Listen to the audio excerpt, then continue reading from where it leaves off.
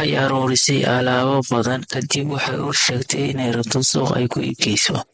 Waxa aan ka hadlayno waa xaaskii Pierre Omier, aasaasaha shirkadda eBay. Assalaamu calaykum, soo dhawaada daawadayaal.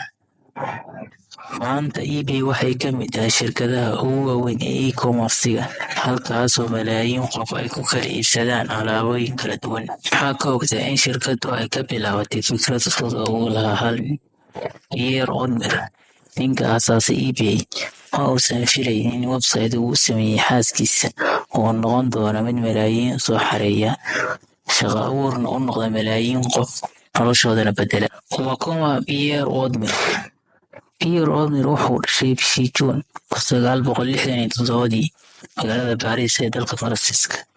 Waalidkiis waxay asal ahaan kasoo jeedaan Iiraan, balse waxay u guureen Mareykanka markuu yaraa. Wuxuu xiisayn jiray kombiyuutarada tan iyo yaraantiisii, wuxuuna ku bartay barnaamij samaynta dugsigiisii sare. Wuxuuna xilliga ardayda baxda waqti ku qaadan jiray qaybta kombiyuutarka ee iskuulkiisa sare, isagoo isbaray xirfadda coding-ka. Kadib markuu dhameeyay jaamacaddiisa, wuxuu la shaqeeyay shirkado ay ka mid tahay Amazon. Horraantii 1995, xaaskiisa oo alaabo badan aruurisay ayaa ka codsatay inuu u sameeyo website, wuxuuna u sameeyay website uu u bixiyay magaca Auction Web. Shaygii ugu horreeyay wuxuu ahaa ee website-ka lagu iibiyo Broken Laser Point. Website-ka ayaa bilowgiisa ahaa mid free ah, wuxuuna noqday mid si xawli ah ku shaqaynaya, wuxuuna Pierre Omier ka arkay fursad ganacsi oo uusan horay u filayn. Kadib wuxuu bilaabay inuu ka qaado khidmad yar. Tusaale, haddii shayga qiimihiisu yahay $25, wuxuu ka qaadayay 5% ama 5%. Hadduu badan yahay, wuxuu ka qaadayay 2.5. Taasina waxay keentay inuu noqdo milyaneer. Horraantii 1997, wuxuu bedelay magaca Auction Web, wuxuuna ku bedelay eBay, laakiin ma ahayn magaca uu rabay Pierre Omier. Markii hore wuxuu rabay inuu u bixiyo EcoBay, laakiin magacaas waxaa qaadatay shirkad macdanta ka shaqeysa. Kadib magaca bixinta, wuxuu bishii koowaad sameeyay $1, sanadkii labaadna $400,000, halka sanadkii saddexaadna uu sameeyay $5 milyan oo doolarka Mareykanka ah. Sababaha keenay inay sidaas tan kor ugu kacdo waa in ay ku jireen alaabo badan iyo dad badan oo markaa wax gadanaya. Marka alaabta gadatana lagugu keenayo gurigaaga hortiisa. Kadib sarkaxaas weyn waxay u dhaqaaqday inay gadato saamiyaha shirkadaha kale, wax ka badan 50%. 2005 waxay gadatay shirkadda Scape, halka 2007 ay gadatay shirkadda StubHub. 1998 eBay waxay furtay sheerar badan si ay u hesho maalgelin badan. Maalintii koowaad wuxuu kordhay sheerka shirkaddu 63%, waxaana eBay noqotay shirkadda ugu koritaanka badan ee caalamka. 2002 waxay eBay gadatay shirkadda PayPal si ay u fududaato macaamiishooda inay si fudud u bixiyaan lacagta internetka.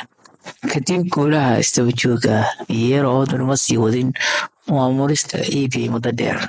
Markii shirkaddu guulaystay, wuxuu xoogga saaray arrimaha samafalka iyo maalgelinta warbaahinta, wuxuuna aasaasay Omier Network oo maalgelisa mashruuca horumarinta ah iyo warbaahinta madaxa bannaan. 2020 eBay waxay soo xareysay adduun lacageed oo dhan $7 bilyan oo doolarka Mareykanka ah, halka Amazon ay soo xareysay adduun dhan lacageed $386 bilyan oo doolar. Amazon waxay ka korniin badan tahay eBay. Maxay tahay sabab? Waxaa jira 3 sabab oo xiiso badan oo keenaya arrintan.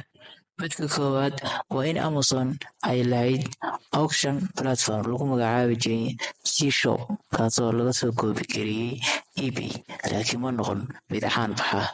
Amazon waxay bilowday qorshe cusub maadaama kii hore ay u shaqayn waayay, waxayna abuurtay gacan saddexaad ama dalaal suuqa weyn ee Amazon, kaasoo soo jiitay macaamiil badan. Qodobka saddexaad ee Amazon siiyey fursadda weyn waa adeegga qancinta macaamiisha, oo ay kaga fiicnayd eBay qancinta macaamiisha. Waxayna Amazon siisay muhiimadda koowaad, qancinta macaamiisha, halka eBay ay 3 dhibaato oo weyn ay qabtay. Dhibaatada koowaad waa inaysan jirin qancinta macaamiisha, oo lama qancin jirin macaamiisha. qodobka labaadna waxay ahayd xiriir la-aan oo maysan lahayn meel goob gaar ah oo telefoona lagala soo xiriiro. qodobka saddexaadna waa u bareerinta khataraha badan qofka doonaya inuu wax ka gato, maadaama mararka qaarkood loo keenayo qofka kartoomo maran ama mararka qaarkood la jabsanayay akoonkiisa lacagta. Asalaamu calaykum waraxmatullaahi wabarakaatu.